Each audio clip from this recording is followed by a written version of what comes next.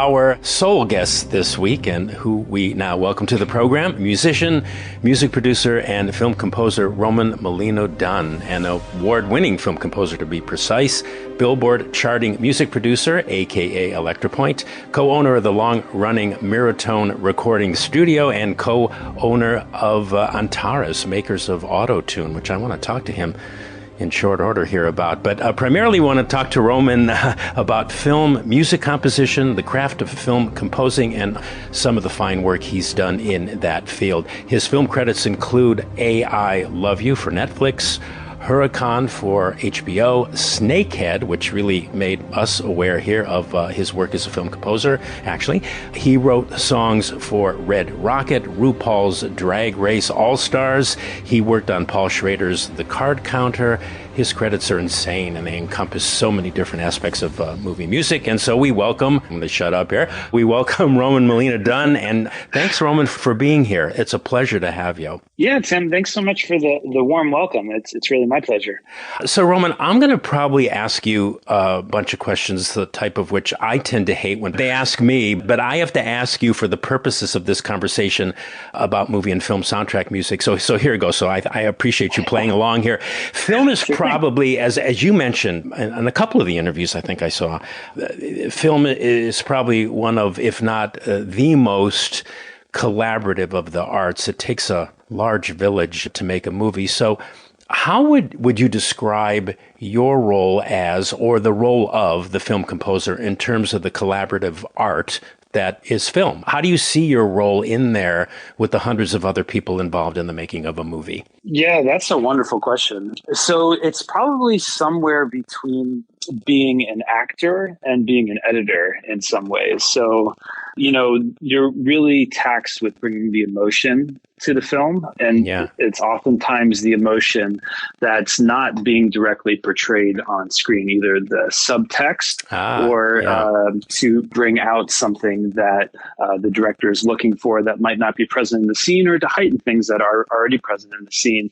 And in that way, I do think of myself as an actor, but an actor in the post-production process generally, in the sense where, and the reason I've thought of myself this way over the years is because a lot of times a director will ask me, how's the best way to convey what I'm looking for to you? And I say, just treat me like an actor. Give me some emotional some points, lead me to the emotion you're looking for. And I'll try to take care of the technical aspect of that, which is where I start to find myself feeling a bit like an editor, in the sense that I'm working in post-production, pulling these pieces together to heighten the film after it's already shot. Well, film music to me, it serves a lot of functions. In many ways, I think it's nebulous, but in just as many ways, it seems, or can be, just as specific. What, should an audience member watching the film be aware of the music on the soundtrack? That's another great question. I go back and forth on this, because a lot of times when I watch a movie, even if I'm not aware of the music, but the film was awesome, then I think to myself, well, then the music was awesome just by virtue of it was a great experience. So regardless of if it's what I would have wanted to write for the film, or if the music was objectively, when divorced from the film, not the best music, even in the context of the film, it works. So I think you can have both. I think you can have a film where the music really is, a focal point. And if it's amazing, that's wonderful. But you can also have a film where it is just the perfect wallpaper for that art that's hanging on the wall. And so it could go either way, depending on the film and the usage of music in the film. Well, should film scores be listenable as music apart from the movie for which the music was written?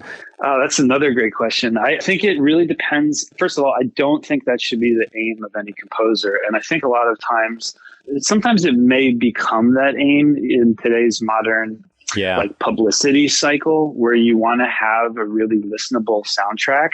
But I don't think that's the purpose of film music. And I'm sure some people would disagree with me, but it's just one part of the larger production. And if it doesn't work with the narrative, nothing else matters, even if it's great to listen to on its own. You mentioned your role, and I loved your answer to how you saw your role as film composer. I've never heard that before, as an actor, post-production actor and editor. I love that. Thank you. It's given me a lot of other things to think about that I didn't even have planned asking you, but I'm going to set those aside for now. But as a film composer, is your process a general process, or when approaching, say, a score, or does it vary from project to project? Is it the same from project to project? No, the thing that tends to dictate it is at what point in the project you're being brought on. And so that type of timeline and purely, it's the timeline really that determines that thing. So if you get brought on very early on, you might have time to sketch or to really think about aside from the picture and to submit some of these ideas. And you may even have a chance to influence some of the creative direction of the film. And so in those cases, it's really a different thing than when you get brought on for, say, a film that was already shot and they don't know who they're going to come to. They need somebody to do it quickly and they send you the full cut and then you have to start composing and you only have a few weeks to do it. Or another scenario where you're doing a television show and maybe they want a bunch of stuff that they're going to cut to, where you're starting to build a library and they use your stuff and then later on, you go back and you refine that. So it's different every time, but I would say with films specifically, when we're talking about feature films, the process is generally similar, where I'm getting a work in progress if I wasn't brought on during the script stage. And then the process is very smooth. But since I'm involved in a few different types of film and television, it's always a little bit different depending on where you and when you get brought in. Influencing the creative direction of a project, that's got to be one of the most satisfying aspects of your work, I would think. Yeah, you'd think so, but it just depends on the project. I really love the fact that what I'm doing is helping somebody else, namely the director or the producer, realize their creative vision. And I don't really love to actually take control over the creative direction. It's just something that does happen sometimes when you get brought on earlier. It's more of a dialogue that's happening before it's shot. So maybe some of your music will be a consideration when they're filming something. But at the end of the day, I love to help a director or producer not really submit my own vision for their project. Sure. You have a classical background, right? I do. I think I know what that means, but can you tell us what that looked like while you were studying it? Sure. So my undergraduate degree was in music theory and my graduate degree was in music composition. And it's essentially what you would think of, and it's what I thought of as a young child about being a composer, where I was writing sheet music. I was writing music by hand for other people to play, and you study the rudiments of music theory, sight singing, performance. You learn how to play or at least become proficient on most of the Western classical orchestral instruments. It's that kind of classical training you would think of, but it's not always the norm in the film music world. It's becoming less of the norm. Yeah. But that's kind of what it entails. It's interesting because when I heard your music for Snakehead, it was done in a style that I tend to prefer less over, say, other styles, but it sounded different. It had some kind of indefinable, to me, gravitas or layers or something that made me say, this is really different, and this score could really get me to like music and other styles over which I have prejudice. And when I found out you were classically trained, I thought, well, maybe that's why, because I like classical music. I think it's a very rich study and practice.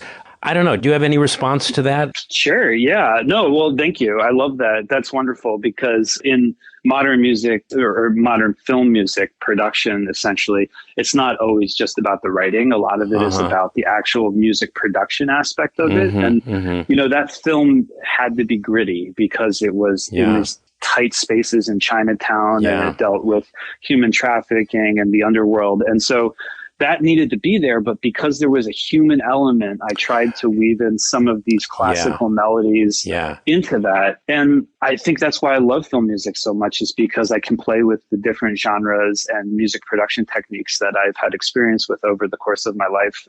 And I don't get to do that when I'm writing music for artists, or if I'm just writing a concert piece of classical music. It's hard to combine those elements. But in film music, it's about finding that unique voice for the film. Right.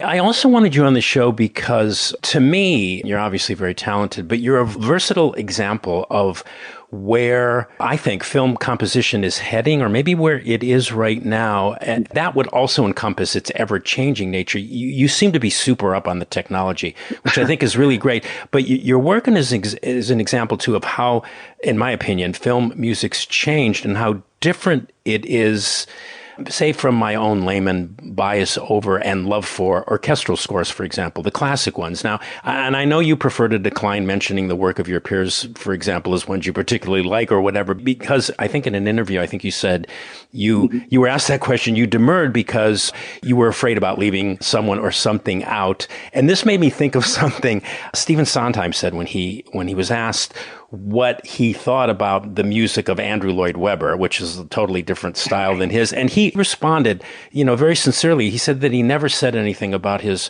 contemporaries and their work out of pure sensitivity to their own work as artists and their feelings as human beings, which I thought was really a kind of an interesting thing. And he didn't want to hurt anybody, but in some recent books that he wrote, he assessed the work of the deceased composers who worked in his field, that of the theater primarily. So I don't even know if this is a question, but when I say names like Max Steiner and Bernard Herrmann and Eric Wolfgang Korngold and Alfred Newman and John Barry, Jerry Goldsmith, Dmitri Tiomkin, Henry Mancini, Nino Rota, Maurice Jarre, John Williams, well, he's still with us. But do any of those names mean anything to you as another gentleman working in the field for which they all became famous? Yeah, no, I'm in complete awe and reverence of those individuals. And yeah, I take a similar stance where I wouldn't want to comment on living composers' work. and for similar reasons, but also because of understanding the process that these individuals weren't necessarily writing the music that they wanted to. And that's particularly true of the individuals writing music now, is that you're in service to another creative. And so I can't pass judgment on what you've done. I can only pass judgment to how good of a collaborator you are from anecdotal stories. But when you talk about the greats in my mind, because I do have a classical background and I love that stuff. And I think it's a completely unique skill set to a lot of other genres. And it's a great tool to have in your toolbox, even if you're writing contemporary ambient or hybrid film scores. And even though I'm writing a lot of music that is mixed or hybrid in nature, I really do love the classic orchestral film scores of days bygone. Yeah. We're talking to Roman Molino Dunn, film composer.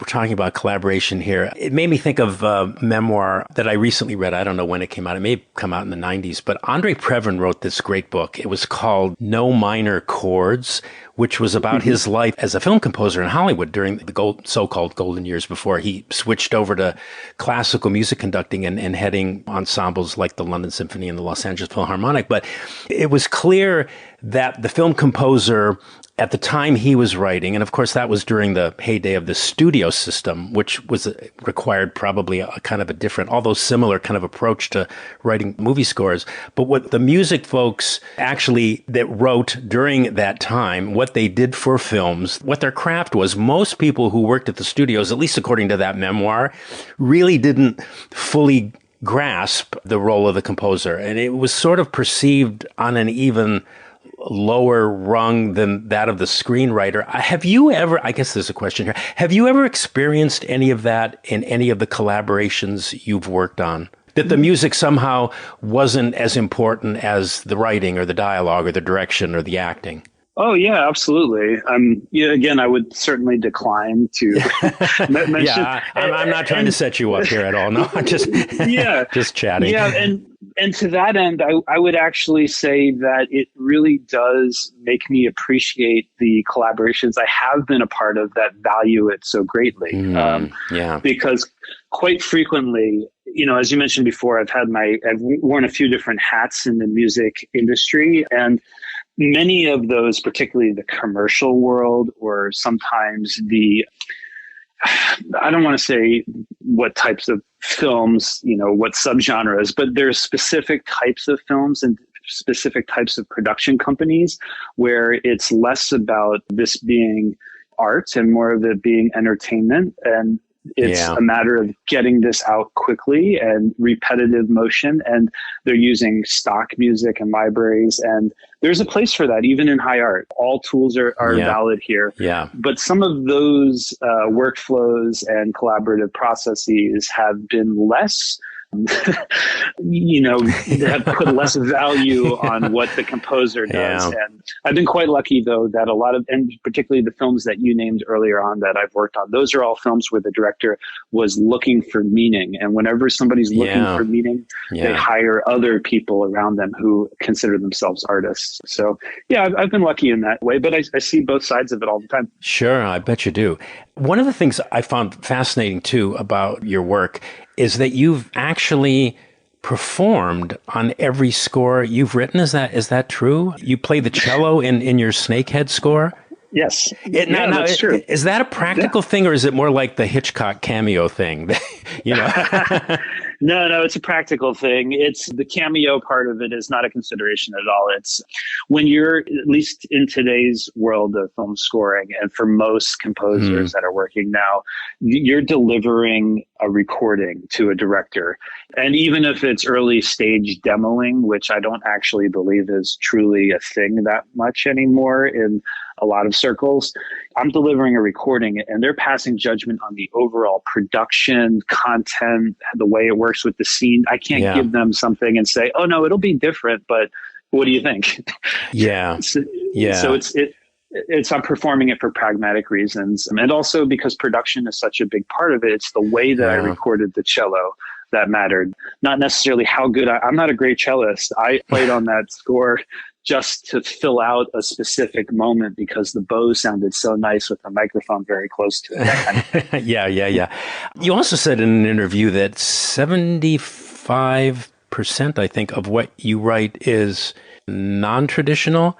Now, is that just because the technology that exists today, or that it's just so common, or in a way, it's interesting with, I don't know if this is related, but it's interesting with the advent of COVID and everything, and how that in a lot of ways made a lot of what I did as host of this show, it made the actual work in some respects more efficient and less time consuming because we didn't have to travel as much to talk to people in person. I mean, there's something about talking to people. Like, I would prefer that you were sitting in the same room with me right now. I mean, but what's my question? I think I found a question in there, though. If the usage of non-traditional production means is based purely on the fact that it's COVID, or if that's kind of just the way things are done. Yeah. Would you like to conduct a 90-piece orchestra for a score you've written? I mean, I know that's a dumb question, but Sure. Would you like that? Yeah, certainly. I mean, so again, coming from this classical background, I've worked with, and I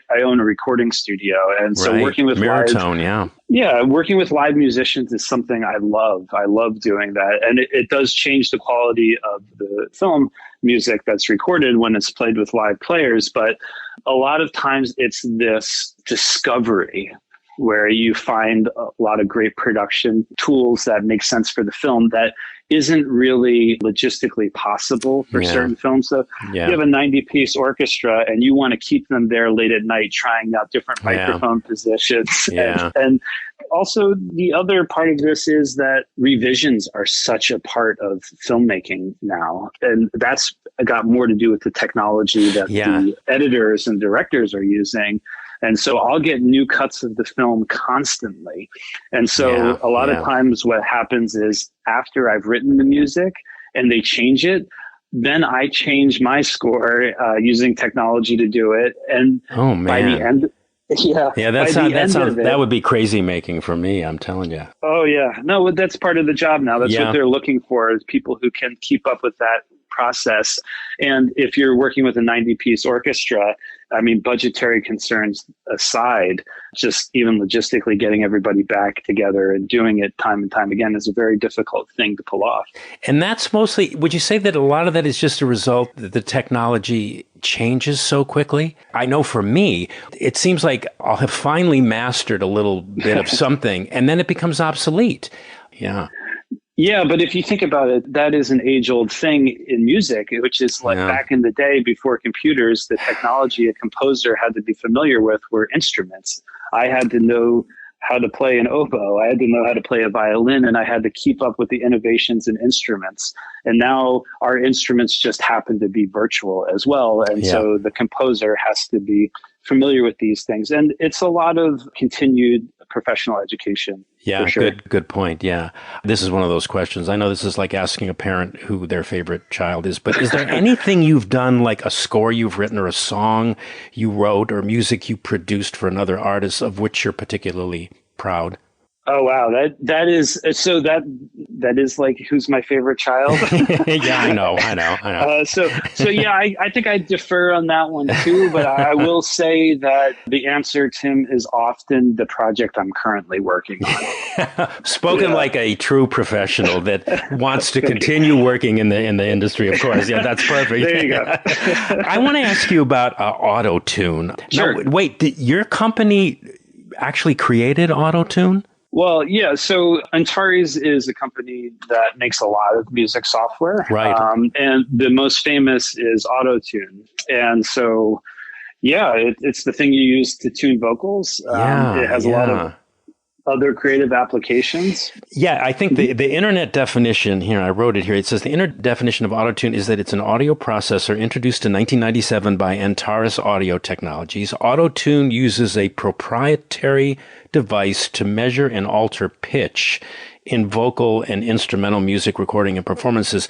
When it comes to, say, a movie musical, I'm thinking of movies like The Greatest Showman or Mary Poppins Returns. Is it honest to employ that technology, say, in the vocal performances of the songs? Yeah. So I would say I can't speak to the production of any one particular soundtrack with that, but I will tell you my experience over the years, both in the recording studio and working on films, is every song that you've heard in the last decade is probably 2 decades is tuned. Really? Well, okay, that blows my mind. I had no idea. Yeah, I really need to get with it. Yeah. Really. Yeah, it's just a production technique. And now let me just dispel that for a second for people who think that's dishonest. We're employing all types of music production techniques. And so it doesn't devalue the singer who's really great by using that, because you're still starting at a similar place by using auto-tune from all other artists. And then what you do with that is your artistry. That is your technique as a musician. So the tools are there to empower the creative process. I was just being devil's advocate with you on that, because my sense is in a movie, a movie is an illusion anyway. And you could say, well, is it dishonest to have a great actress like Audrey Hepburn have her vocals dubbed by somebody else and then just she's miming them and she's not really singing? But in a way, it doesn't even matter if it helps to facilitate the story and you get lost in it, and who cares anyway? A lot of the actors and actresses whose vocal performances were dubbed by other singers, to me, if they look like they're singing and they're natural at it and they're conveying it, it doesn't matter because it doesn't matter. So anyway. No, absolutely. No, that's a great point. It's all part of the magic of creating art. Yeah. That's a great point. Roman Molino Dunn has been our guest. Check out his movie music. It's really, really terrific. And Roman, how can people get a hold of you if they want to get in touch with you? Yeah, thanks so much, Tim. So my website is same as my name, romanmolinodunn.com. And my contact information is there. I'm also very active on social media, and I use a moniker, Electropoint. So just check me out there or go to the website. I'm always happy to talk all things film scoring. Roman Molino Dunn. Yeah, Roman, thanks for a terrific conversation. It was really, really great talking to you. Thank you, Tim. It's really a pleasure to be on. Well, thanks, Roman. Oh, likewise. The pleasure's all mine. Okay. All right. Later, dude. Okay. Yeah, bye-bye. Later on. See ya. Bye-bye.